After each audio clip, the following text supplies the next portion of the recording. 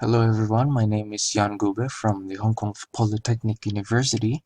My greetings to all of you there in Canada. It's my pleasure to be here with you virtually. Now, my special thanks to Casey Burkholder for facilitating this presentation, and again, my greetings to Jay, Tina, and Bob. Okay, so I hope that this panel is an exciting one. Now, my topic is dealing with the notion of ethnic identity, since my doctoral research is focusing on Filipino students' negotiation of ethnic identity in relation to their multi-ethnic school environment, okay, here in Hong Kong.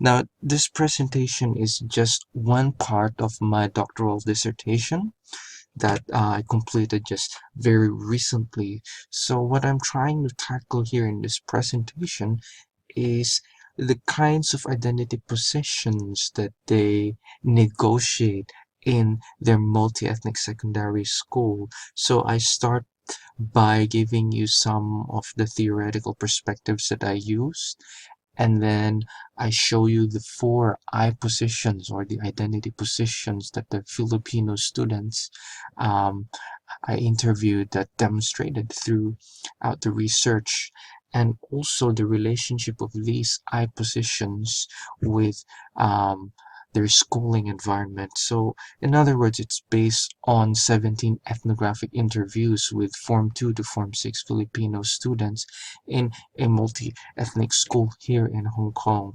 Now, of course, if you're looking at ethnic minority students, then some of you might ask, why am I just focusing on Filipino students only? Now, of course, there's a reason behind that, apart from me just being a Filipino person here. And I think a practical reason there's a need to overcome essentialist notion and discourses on ethnic minority students in Hong Kong. That is the tendency to uh, put them together or lump them together as a singular category as ethnic minorities.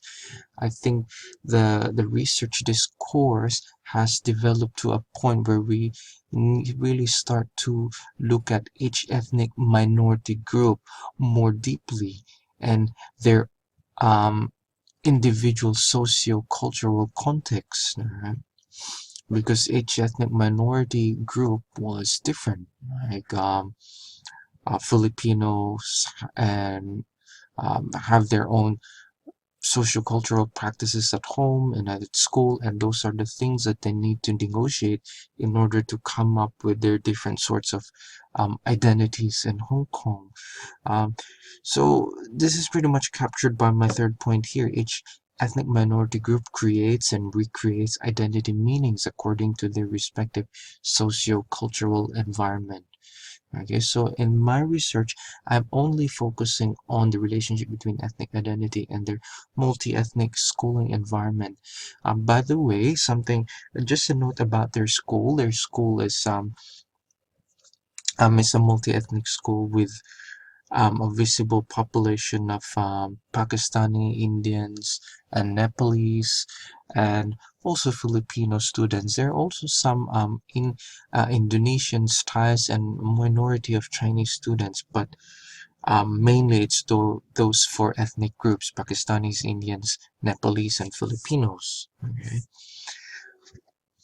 And then one important note about that school, it has a culturally harmonious ethos there. It's very supportive of the notion of I don't know if you can call it multiculturalism, but when you go into that school, you know that it's very multicultural, and the students know that as well. Now, just a starting point, because when I was trying to make sense of this notion of ethnic identity, I looked for definitions, and this is the definition that sort of made sense to me at first. Okay, because I think what this definition is trying to say is that um, the ways we see, I mean, our ethnic identity is not just about how we see ourselves as an ethnic person, but it's also about how other people see us. For example, in Hong Kong, I can always claim that I'm a Filipino person, but then when you ask another person or a Chinese person, they might say, "Oh, he doesn't look quite Chinese." So if we take that dynamic, that sort of interaction into consideration, um, we can we can say that identity is not simply something that you claim, but it's also um, how you make sense of that in relation to your day-to-day interaction with different people that you talk to or that you do things with, right? So that's a starting point. And I of course use another theory to sort of make sense of that point. Okay, so how do we actually relate ourselves with other people?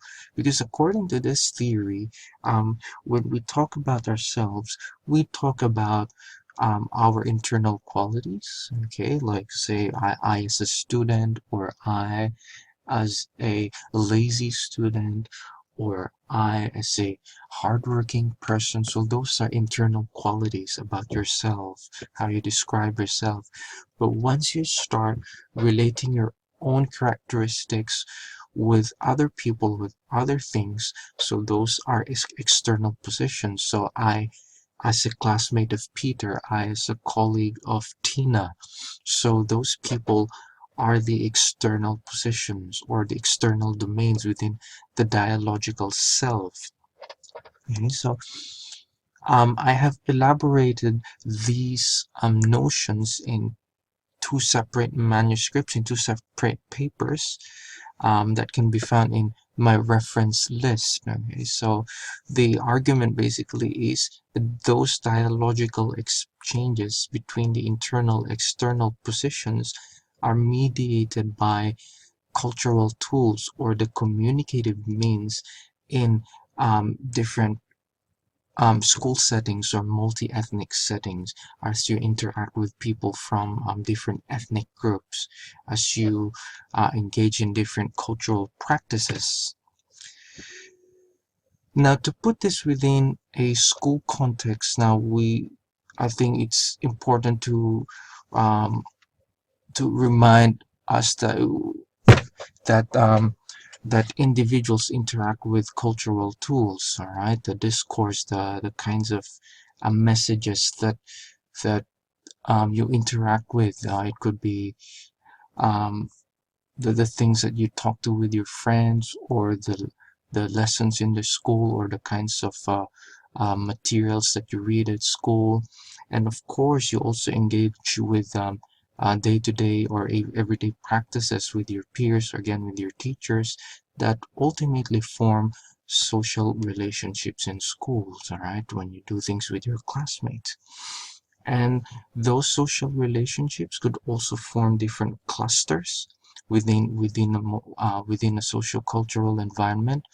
Those could be the social groupings that you have in school that form different peer networks that you do with your own Filipino friends, or the things that you do with your teachers, or the things that you do with your Chinese classmates, and so forth, within an institutional context, all right? And of course, the different social groups within an institutional context is based on the institutional environment, whether it's a culturally supportive environment or not, and so forth. So moving on to some of my findings. So um, the, the students I interviewed could be grouped into uh, four different types. So the first one is I as Filipino but born and raised in Hong Kong, and then I as Filipino, just Filipino, and then the third one, I as Filipino living in Hong Kong, and I as ethnic minority in Hong Kong. Let me just try to show you some examples of these. Now the first one is, they identify with both Philippine and Hong Kong cultures, but they could clearly recount ambivalences in their identity positions. For example, they say, "Yeah, I'm a Hong Kong person," but then it's pretty much based on my identity documentations, right? And they being Hong Kong is nothing really significant to them. It's only a fact. There's nothing. It's not something very meaningful to them. All right, so they are the ones who are really in between. Um, and it so happened that their Tagalog is generally not very fluent, and their Cantonese is also not very well developed. All right. Now, the second type, I as Filipino, just Filipino. So these students were mostly born in the Philippines, and before coming here to Hong Kong, they spent their primary years there in the Philippines. So when they're here in Hong Kong, they still have a very strong attachment to the Philippines. So when you ask them where they're from, they will just say to you, the Philippines. Right? And of course, they're very fluent in Filipino and Tagalog, and also in English, but their Cantonese um, still developing. Now, the third one, I as Filipino living in Hong Kong. Now, I think among the students I interviewed, only two of them fit into this category. All right, and it so happened that they were the ones who were educated in Chinese primary school before coming to this multi-ethnic school, and they're the ones who are very fluent in Chinese, in Cantonese, and also in English, and their Filipino is just so. But what is interesting about these students is that they tend to make a distinction between their characteristics, the characteristics of domestic workers and themselves. They tend to say that, oh, the domestic workers in Hong Kong are noisier, and that they don't act like them, something like that. So the point here is that they make that distinction. They want to be differentiated from the other Filipinos in Hong Kong, and that is the domestic helpers. Now, I, as an ethnic minority in Hong Kong, this is an implicit position, or I would call a meta identity position. This is where they, the students identify with um, the culturally supportive environment of their schools, because when you ask them about, when every time I ask them about their school, they would say, oh, well, it's great here, we're all from different countries, we're all mixed together, we're ethnic minorities. It doesn't matter whether I'm Filipino or he's Indian. We're all here together in the school studying together, and we respect one another here. So this is an interesting identity position that they talk about. Now, the relationship of these identity positions and with the school can be um, summarized into four different aspects. So the first one has to do with teachers' power, and the second one has to do with their musical practices, and also with their language use. All right, and also the fourth one has to do with the ways in which ethnic borders would cross each other.